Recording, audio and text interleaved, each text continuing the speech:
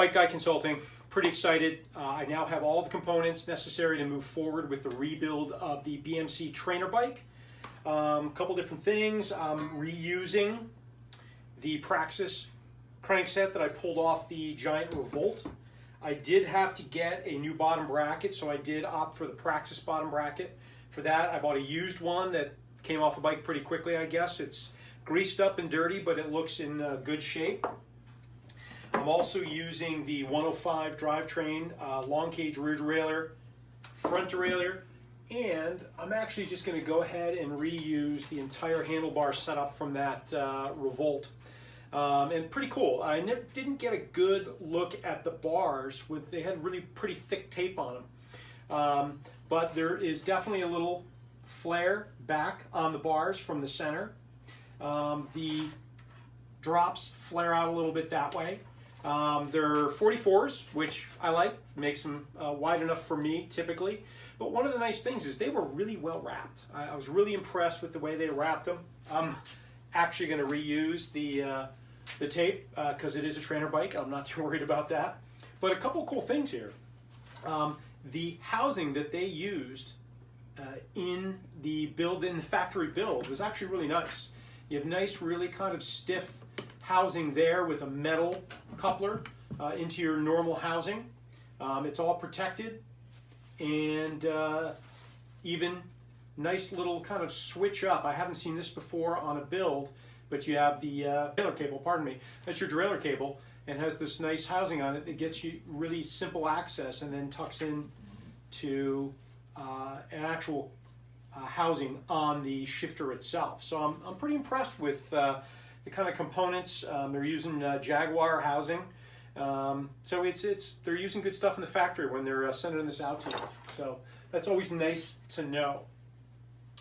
The one major thing that I did deal with myself was I wanted to reuse the Xerium SL wheels I've had.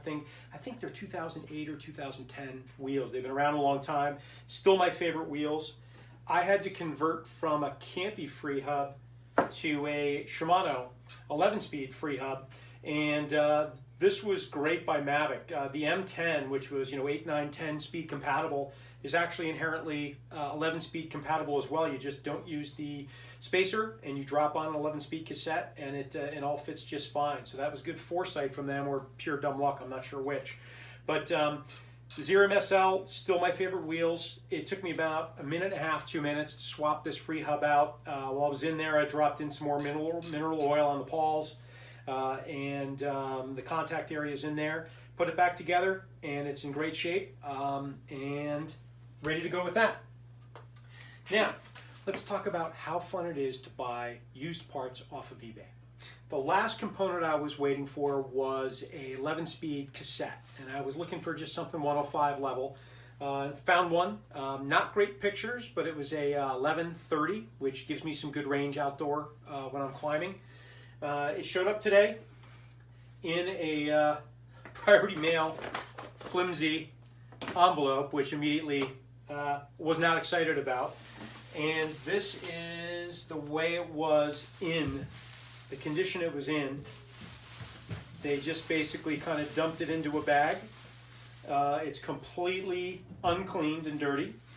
And they even gave me their supermarket receipts in that shopping bag so I can see what kind of food they're eating. Well, I'm sure it'll clean up nice. The ad said that it only had about 200 miles on it. It does look in pretty good condition other than being dirty. So hopefully it'll work out just fine, but buyer beware on eBay, I guess is what it amounts to. And you just got to make sure that you know enough about what you're buying, whether it's going to work or not, and hopefully it comes in good condition. That's the one thing you can't control.